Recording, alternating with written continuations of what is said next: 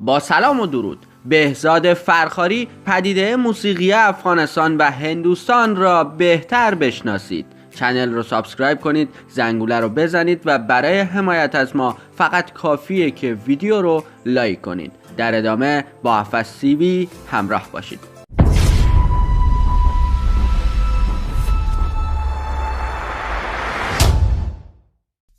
दिल है हिंदुस्तानी फिर लौट आया है लेकर ऐसे सिंगर्स जो रहते तो अलग मुल्कों में हैं पर हैं दिल से देसी। एकदम फाटाफाटी दारुण भीषण भालो। This is दिल है हिंदुस्तानी। Today is the day that brings an end to my 4-month journey at Dil Hai Hindustani. I realized from the very first day that this will be one hell of a ride.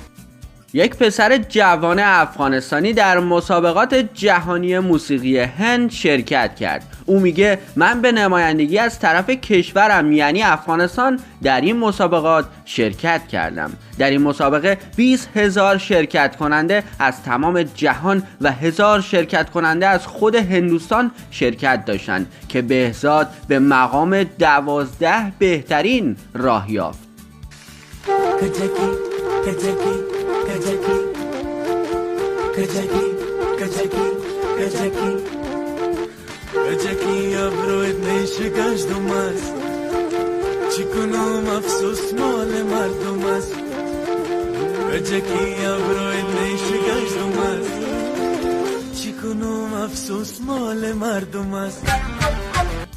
بهزاد فرخاری فرزند برومند استاد یاسین فرخاریه. پدر ایشان که خود نمونه ای از ادبیات، تألیف، ترجمه و فرهنگ در افغانستان و کانادا هستند. تو در چشم من همچو موجی خروشنده بود عاشقی با که هر لحظه میکشاند. سبک بهزاد عزیز غزله. او در یکی از دوره ها آهنگ کجکی رو خواند که با تشویق زیاد داوران و مردم روبرو شد. بهزاد فرخاری علاقه بسیار زیادی به سبک موسیقی قدیمی داره.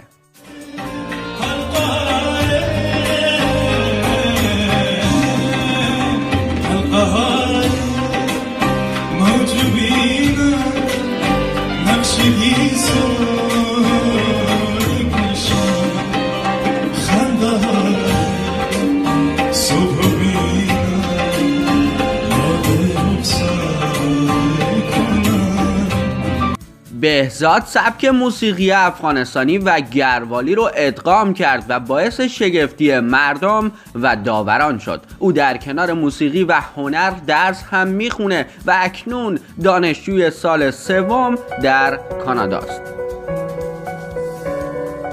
کچی ڈوریوں ڈوریوں ڈوریوں سے مینوں تو باندھ لے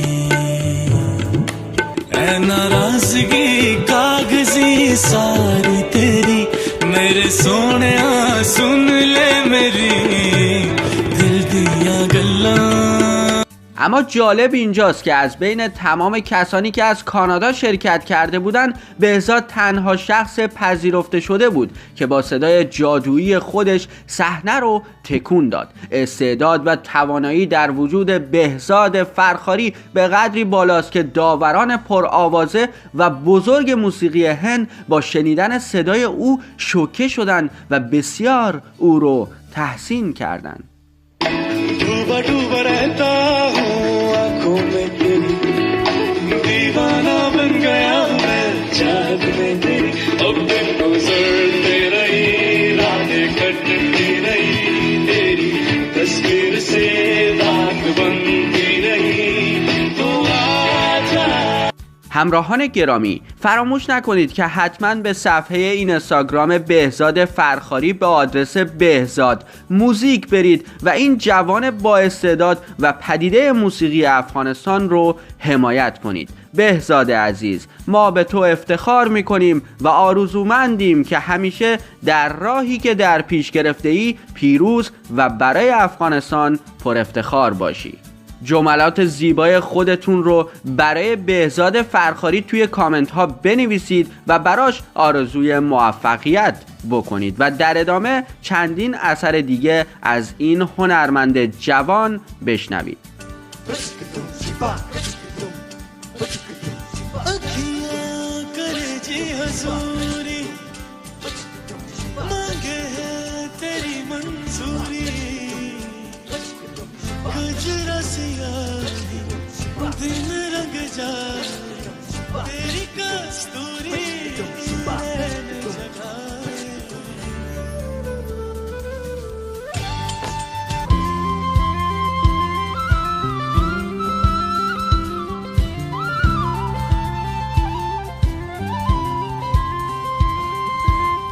टूटी चारपाई वही ठंडी पुरवाई रास्ता देखे